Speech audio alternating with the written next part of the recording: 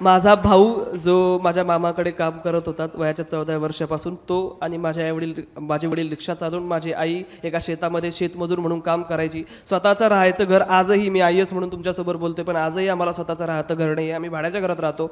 ह्या लोकांनीच मला शिक्षणासाठी पैसा पुरवला. माझा भाऊ तिकडं मामाकडे काम करायचा, रात्रंदिवस तो काम करायचा. सकाळी 6 वाजता ते दिवस सुरू व्हायचा, 11 वाजता संपायचा. दिवसभर त्याला काम असायचं. 2,500 रुपये सुरुवातीला मिळायचे, आत्ता 6,000 मिळायचे. जसे ते पैसे त्याला मिळाले तसे तो माझ्या अकाउंटला ट्रान्सफर करायचा. 1 रुपयाही तो त्याच्यातला स्वतःसाठी घ्यायचा नाही. म्हणून मी सुरुवातीला म्हटलं की माझा छोटा भाऊ जो माझ्यापेक्षा खूप मोठा आहे, त्याचं कारण ते आहे. ह्या लोकांच्या सपोर्टमुळं मी पुढे माझा अभ्यास सुरू ठेवला. फायनान्शियल स्टॅबिलिटी बऱ्यापैकी आली होती. पुण्यामध्ये शिरलो मी. आमच्या कॉलेजचा 12वीचा आर्ट्स, सायन्स आणि कॉमर्समध्ये इंग्रजीचा टॉपर होतो परीक्षा पद्धतीमध्ये. पण माझं इंग्लिश खूप वाईट होतं, प्रचंड वाईट होतं. मी BA इंग्लिशमधून करण्याचा निर्धार केला होता, पण माझं इंग्लिश खूप वाईट होतं. मी एक किस्सा नेहमी सांगतो माझ्या भाषणामध्ये की पहिल्यांदा मी पुण्यासाठी निघालो होतो. आता त्यात गंमत अशी की आमच्या म्हणजे माकडापासून उत्पत्ती झाली ते आतापर्यंतच्या आमच्या जनरेशनमधला मी पहिला 10वी पास, पहिला 12वी पास आणि आता पहिला ग्रॅज्युएट आहे. अशा वाईट परिस्थितीमध्ये मी पुण्यात जाणार होतो. कसलंही वातावरण नव्हतं. पुण्यात जायला निघालो. रात्री 11 वाजता ट्रॅव्हल्स होती. ती ट्रॅव्हल सकाळी 5 वाजता पुण्यात सोडणार होती. वाघोली आणि हडपसरचा एरिया सुरू झाला आणि मोठी मोठी बिल्डिंग्स होती. तिथं असं लिहिलं होतं too late too late too late, ज्याचा अर्थ असतो की हे आम्हाला देणं आहे भाड्यावर किंवा विकण्यासाठी. आता मला काही त्याचा अर्थ माहीत नव्हता. मी चष्मा काढलेला होता, मी डोळे चोळले आणि मला विंडो सीट मिळाली होती. मी असं बघत होतो टू लेट टू लेट. म्हटलं टॉयलेटमधला आय कुठं गेला प्रत्येकाचाच. मग पुन्हा चष्मा घातला तरी टू लेटच दिसतंय, म्हणजे आय कुठं तरी गायब झाला, म्हणजे आपल्याच काहीतरी इंग्लिशमध्ये फॉल्ट आहे असं वाटलं. अर्थात तो फॉल्ट होता. पुण्याच्या फर्ग्युसन कॉलेजमध्ये ॲडमिशन घेतलं. फर्ग्युसन कॉलेजमध्ये खूप चांगले मला मित्र मिळाले. भारतातलं एक नामांकित कॉलेज आहे. लोकमान्य टिळकांनी त्याची 1885ला स्थापना केलेली. खूप ग्रेट कॉलेज आहे. भारताचे 2 पंतप्रधान जे होऊन गेले ते त्या कॉलेजचे आहे. त्यामुळे खूप मोठं कॉलेज होतं. देशभरातून विदेशातून विद्यार्थी तिथे यायचे. त्यात मी आपला गावंढळ मुलगा 12वीमध्ये मराठी शिकला. तिथं तुटकं फुटकं इंग्लिश बोलायचं. तिथं मी ॲडमिशन घेतली. खूप मोठे स्टँडर्ड घरची मुलं मुली यायची. त्यांच्या BMW कार्समधून उतरायची. त्यांचे चांगले चांगले विचित्र पद्धतीचे कपडे असायचे. खूप छान प्रकारचे ते इंग्लिश बोलायचे. खूप मोठे त्यांच्याकडे मोबाईल्स असायचे. खाड इंग्लिश बोलायचे. कॉन्व्हेंटची मुलं. त्यांच्यात आपला जिल्हा परिषदेचा शिकलेला 12वी आर्ट्स झालेला आणि आर्ट्समधून तिथं आपलं एक छोटंसं स्वप्न घेऊन विद्यार्थी येऊन बसला. सैराटसारखेच पुन्हा मग वर्गामध्ये क्लास सुरू झाला. तुला काय आवडतं सांग, बुलेट चालवायला आवडते किंवा काय, असं काहीतरी सुरू झालं. आणि मग आम्ही 350 जणांची बॅच होती आणि आम्ही असे सगळेजण बसलेलो होतो. मोठा हॉल होता तिथला. आणि मग झडती सुरू झाली की तुम्हाला काय व्हायचं ते सांगा. आणि माझा शेवटचा नंबर होता. त्यामुळे मी म्हटलं चला आता बघूयात कोणाकोणाला काय व्हायचं आहे. 95% जणांचं उत्तर तेच होतं की मला IAS व्हायचं आहे. बोंबलायला म्हणलं एवढं खडखड भाषेत बोलतायत, एवढ्या चांगल्या गोष्टी यांच्याकडे आहेत, आपल्याकडं तर काहीच नाही, मग आपलं कसं होणार. जर सगळेच हे होणार असतील तर आपण कधी होणार. त्यामुळे माझ्यापर्यंत नंबर येईपर्यंत मी अगदी PSIS पर्यंत आलो होतो UPSC वरून. पण तरी कसं बसं डोक्यात आलं आणि म्हटलं सर मला पण IASच व्हायचं आहे. आणि गोष्ट अशी आहे की त्या बॅचपैकी मी आज एकटा IAS झालेलो आहे.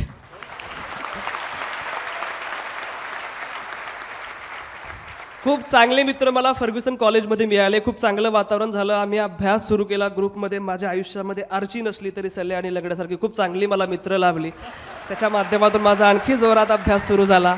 खूप चांगला अभ्यास केला. फर्स्ट इयर संपला. फर्स्ट इयरला मी कॉलेजचा हिरो होतो. कॉलेजच्या मॅगझिनमध्ये माझ्या कविता यायच्या, माझ्या गोष्टी यायच्या, माझा फोटो आला होता. त्यामुळे फर्ग्युसन कॉलेजमध्ये मी रुळलो होतो. माझं इंग्लिश मी इम्प्रूव्ह करायला सुरुवात केली होती. मला माझा विकनेस माहीत होता, त्याच्यावर मी काम केलं. माझं इंग्लिश मी इम्प्रूव्ह केलं होतं. फर्स्ट इयर माझं झालं आणि मग मी विचार सुरू केला की मी ज्या कारणासाठी पुण्यामध्ये आलो, फर्ग्युसनमध्ये आलो, म्हणजे UPSC करण्यासाठी, IAS होण्यासाठी, त्याच्यामध्ये मी 1 वर्षात काय मिळवलं. माझ्या अर्थात उत्तरार्थात 0 असं होतं. त्यामुळे मी ठरवलं की आता आपण पूर्ण वेळ UPSCची तयारी करायची. कॉलेज आणि मित्र थोडेसे बाजूला ठेवून आपण जास्तीत जास्त UPSCकडे फोकस करायचा.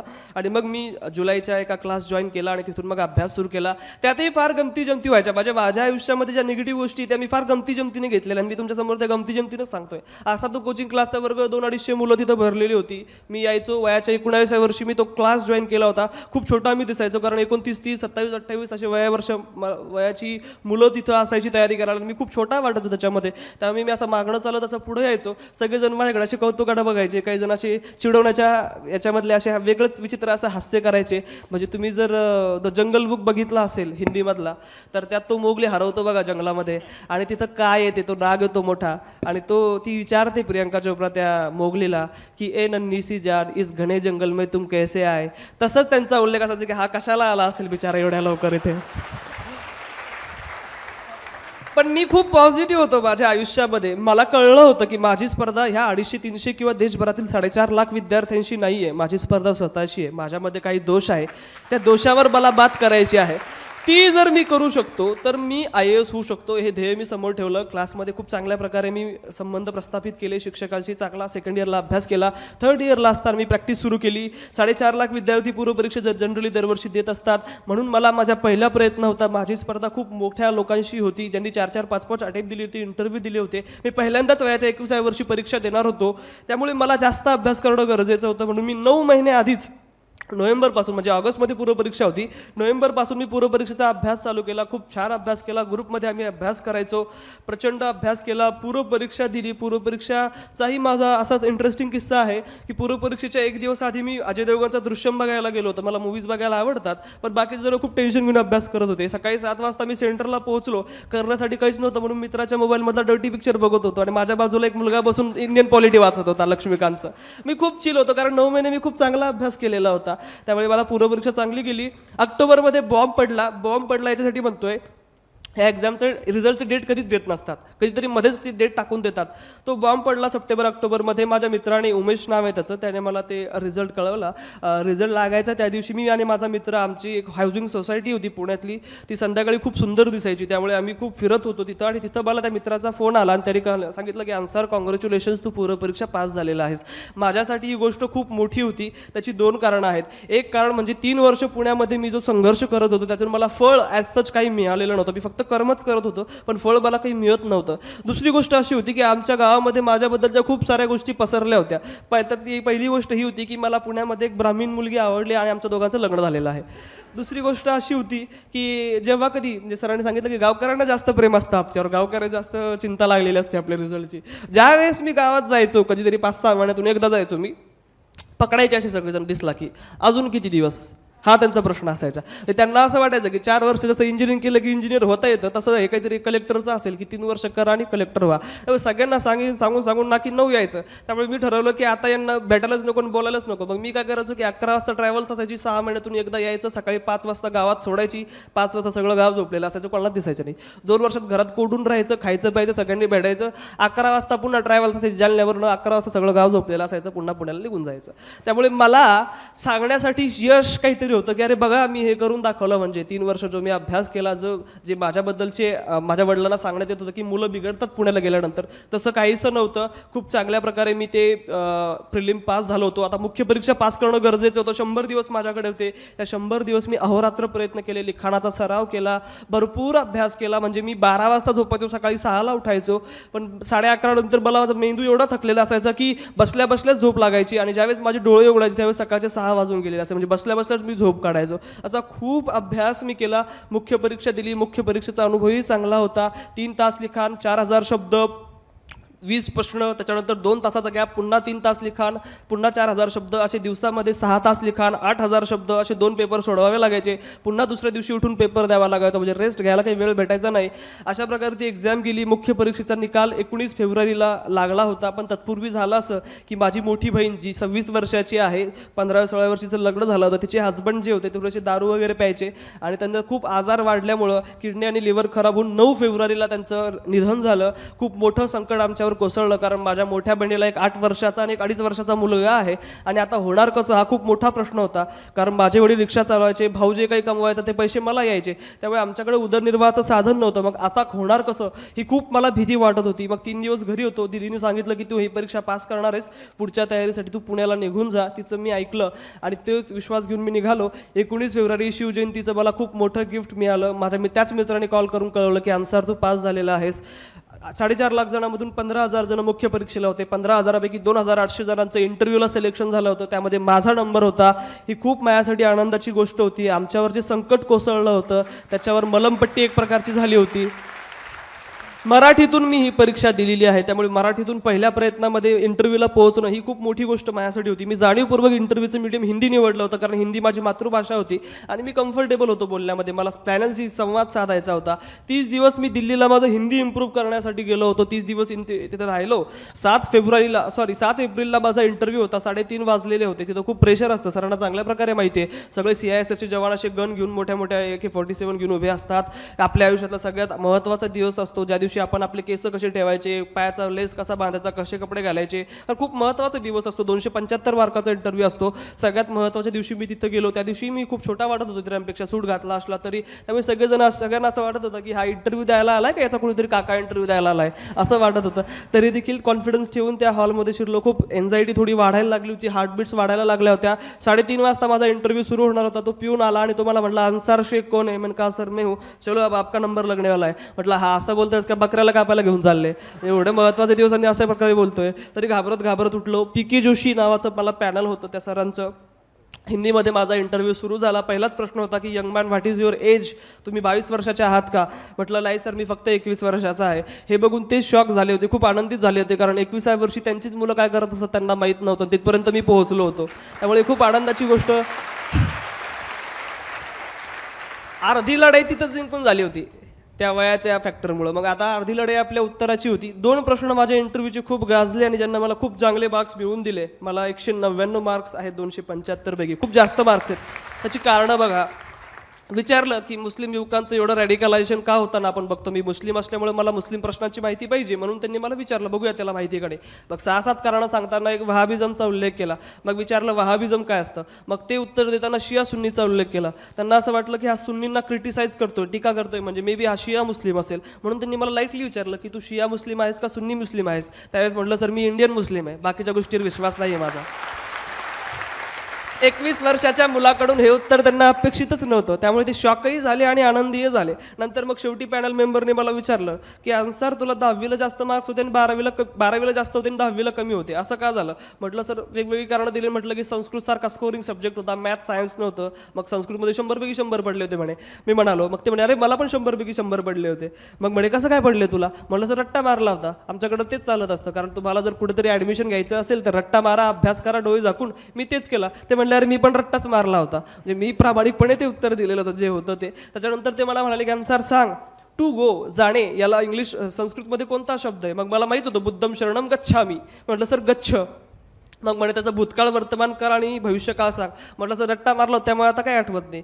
मग म्हटलं सर एक आठवतो गच्छामी. ते म्हटलं त्याचा काय अर्थ? म्हटलं सर मी जातो, बुद्धम शरणम गच्छामी, मी बुद्धाला शरण जातो. म्हटलं मी जातो असा अर्थ होतो. मग ते म्हणले एखादा श्लोक आठवतो का? म्हटलं सर आठवतो, सांगू का? ते म्हटले नको राहू दे, आता येत असेल तर ते कशाला विचारणार. त्यामुळे ते म्हटले की अन्सार तुझा इंटरव्ह्यू झाला आणि तुझ्या पुढच्या वाटचालीस आम्ही तुला खूप खूप शुभेच्छा देतो. आता हा इंटरव्ह्यू तर संपला होता माझा, पण याच्या वेळेस असंच मी वाट बघत होतो की कधी म्हणतात तू जाऊ शकतो. मी त्याच्याकडे असं हसत बघतोय. म्हणजे प्रोटोकॉल असतो की थँक्यू म्हणायचं, हॅव अ नाईस डे म्हणायचं, आपण निघायचं. पण मी त्यांच्याकडे हसत बघतोय. मग बाजूचा मेंबर म्हणला अन्सार नाव गच्छामी, तू जाऊ शकतोस म्हणून. खूप मोठा जोक झाला आणि खूप चांगले मार्क्स मला त्या इंटरव्ह्यूमधून मिळाले. आता बॉम्ब पडणार होता 9 किंवा 10 मेच्या दिवशी. पुन्हा बॉम्ब पडणार अशी चर्चा होती की 9 किंवा 10ला हिरोशिमा किंवा नागासाकी आपलं होऊ शकतं. त्यामुळं मी आता त्या दिवशीची खूप वाट बघत होतो. 9 तारखेला माझ्या रूमपासून मी पुण्याला राहायचो, तिथून 10 मिनिटाच्या अंतरावर एक सायबर कॅफे होता. तिथं सकाळी 10ला जाऊन बसलो. 10 ते 4 वाजेपर्यंत इंटरव्ह्यू रिझल्टची वाट बघितली. एक मिनिटं इनटॉलरेबल माझ्यासाठी होता. तरी काही रिझल्ट लागला नाही. मला खूप भूक लागली होती, झोप येत होती. म्हटलं चला उद्या 100% लागेल. गड्ड्यात गेलं सगळं, जाऊन झोपू, जेऊ आणि उद्या सकाळी येऊ. गेलो, थोडंसं काहीतरी खाल्लं, पण झोप कशाची यायली, कारण उद्या 100% रिझल्ट लागणार असं वाटत होतं. अतिशय मला अजिबात झोप आली नाही. पुन्हा 10 वाजता सायबर कॅफेत गेलो. ताप चढला होता दरम्यानच्या काळात, डोळे खूप कमकुवत झाले होते, डोळ्यामधून आपोआप पाणी यायला लागलं होतं. एक मिनिटं माझ्या हार्टबीट्स धाड वाढत होत्या. 10 ते 4 वाजेपर्यंत बसलो. बोंबलायला काही रिझल्ट लागला नाही. म्हटलं आता जाऊ द्या, सोडा, सगळं गेलं गड्ड्यात. ते म्हणजे सैराटमध्ये आहे ना की जिंदगी की ये रीत आहे, हार की बात जीत आहे, तसं म्हटलं काहीतरी आपलं होईल, आपण जाऊन बसू रूमवर. आणि मी 5च मिनिटं त्या सायबर कॅफेवरून चालत गेलो आणि माझ्या त्याच मित्राचा मला कॉल आला की अन्सार कॉंग्रॅच्युलेशन्स, तू सिलेक्ट झालेला आहेस म्हणून. देशामध्ये देशामध्ये मी 361वा होतो. मी तर देवाला ही प्रार्थना करत होतो की देवा मला शेवटचा काय होईल पण येऊ दे, मला त्या लिस्टमध्ये येऊ दे, कारण माझ्यावर खूप संकटं कोसळलेली होती. मला फेल्युअर अफोर्डेबल नव्हतं, मला पास होणं स्टेबल होणं गरजेचं होतं, कुटुंबियाची परिस्थिती खालावत होती. त्यामुळे 361वा रँक माझ्यासाठी खूप आनंदाचा होता. ओबीसीमध्ये असल्यामुळे मला IASही मिळणार होतो, त्यामुळे मी खूप खुश होतो. आणि बाकीच्या सगळ्या गोष्टी मग तुम्ही न्यूज चॅनल्सवरून आणि इतर गोष्टीकडून तुम्ही बघितल्या असेल. अशा प्रकारे एक संघर्षाचा तो शेवट झाला. आता दुसरा संघर्ष आता माझा ट्रेनिंग नंतर सुरू होणार आहे, तोही मी पेलावेल. पण तो संघर्ष तिथं संपला. वडिलांना पहिला कॉल केला की अब्बा मैं कलेक्टर बन गया. वडील रिक्षा चालवत होते, मग रिक्षाचा आवाज येत नव्हता. म्हणला काय, मला आवाज येत नाही, मी नंतर फोन करतो. म्हणजे एवढा महत्त्वाचा दिवस बोंबलायला आणि त्या दिवशी ऐकायला येणार, ठीक आहे. मग आईला फोन केला, सगळ्यांना सांगितलं. खूप सगळे आनंदी झाले, आपोआप डोळ्यातनं पाणी यायला सुरुवात झाली. खूप आम्ही खुश झालो आणि एकंदरीत त्याच्यानंतरचं माझं आयुष्य 360च्या अँगलमध्ये बदललं. आज तुम्ही मला ऐकताय त्याबद्दल मी तुमचा आभारी आहे. तुमचं मला खूप प्रेम मिळालं. काय शिकायला मिळतं माझ्या या प्रवासातून, आपल्याला काय शिकायला मिळतं? एक गोष्ट, कुठलीही परीक्षा पास करणं अवघड नसतं, कधीच अशक्य कधीच नसतं. ते आपल्यावर डिपेंड करतं. परीक्षा आपल्याला नेहमी पास करण्यासाठी घेतलेली असते. जर आपण नापास होत असतो तर मला असं वाटतं की कुठंतरी आपणच कमी पडत असतो. असं बोललं जातं नेहमी की मराठी माध्यमातून आपण परीक्षा पास करू शकत नाही. मी मराठी माध्यमातून ती परीक्षा दिली होती. गरिबाची मुलं, रिक्षाचालकाची मुलं, गोरगरिबाची मुलं होऊ शकत नाही. आम्ही सगळ्यांनी ते सिद्ध केलं की आम्ही ते करू शकतो. ही परीक्षा पास करायची असेल तर प्रिन्स दादासारखी परिस्थिती असायला हवी असंही काही नव्हतं. ओळखही माझी कोणाशी नव्हती. खूप गरीब घरातून मी जन्मलो होतो. त्यामुळे तेही मीच तोडण्याचं काम केलेलं आहे. ओळख लागतो, वशिला लागतो, या सगळ्या गोष्टी माझ्याकडे नसतानाही मी ते केलं.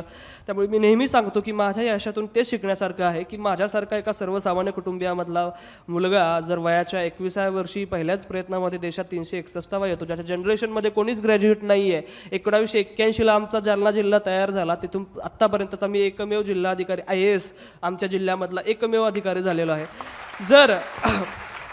जर मी हे करू शकत असेल तर तुम्ही लोक ही का करू शकत नाही? तुमच्यामध्ये त्या सगळ्या क्षमता आहेत, पण त्यासाठी ज्या गोष्टी गरजेच्या असतात त्या गव्हाणे सरांनी सांगितल्या, त्याच्यावर तुम्ही फोकस करण्याचं गरजेचं आहे. त्या गोष्टी काय या थोडक्यात 2 मिनिटात सांगतो आणि मी थांबतो, कारण मला माहिती की मी खूप लांबवलेलं आहे माझं स्पीच. पहिली महत्त्वाची गोष्ट असते स्ट्रॉंग विल असणं गरजेचं, की काहीही झालं, कितीही अडचणी आल्या तरी मला हे करायचंच आहे. ती इच्छाशक्ती असणं खूप गरजेचं असतं. दुसरी गोष्ट पॉझिटिव्ह ॲटिट्यूड हवा आपल्या आयुष्यामध्ये, कारण अडथळे खूप असतात आपल्या गोष्टीमध्ये, आयुष्यामध्ये अंधार खूप असतो, पण आपण आयुष्यामध्ये नेहमी पॉझिटिव्ह सकारात्मक असायचं असतं. कुठल्याही संकटाला, कुठल्याही ऑब्स्टेकलला आपण पॉझिटिव्ह घ्यायचं असतं. त्याच्यातून त्या चॅलेंजला आपण एक अपॉर्च्युनिटी म्हणून घ्यायचं असतं. आपल्याला जर कोणी दगड फेकून मारला तर तोच उचलून त्याला मारण्याऐवजी त्याच्यापासून आपला एखादा छोटासा महाल बनण्याचं कौशल्य आपल्याकडे असलं पाहिजे. त्यामुळे आपण आयुष्यात नेहमी पॉझिटिव्ह असलं पाहिजे. तिसरी गोष्ट अर्थातच हार्डवर्क करावा लागतो. 10, 11, 12 तास अभ्यास करावा लागतो, तेव्हा जाऊन कुठं इथं येऊन बसता येतं. फोकस देखील लागतो, नाहीतर मग 15 तास लायब्ररीमध्ये बसलाय आणि 5 तास अभ्यास केला आणि 10 तास तो किंवा ती इकडं बघत होती तिकडं बघत होती, असं करूनही चालत नाही. मी लायब्ररीमध्ये बऱ्याचदा असं बघायचो. मी खूप लोकांच्या आयुष्यातला अडथळा आहे. दोघांचं जर प्रेम असेल तर त्यांच्यामधला मी नेहमी अडथळा आहे. लायब्ररीमध्ये बसायचो, मी मध्ये असायचो, इकडे एक मुलगा तिकडे एक मुलगी आणि मी एखाद्या पडद्यासारखं होतो. मग ते चिलमन म्हणतात त्याला, उर्दूमध्ये ती शायरी आहे की हा चिलमन से हम जाके वहा चिलमन से वो झाके लगा दो आग चिलमन में ना हम जाके ना वो जाके.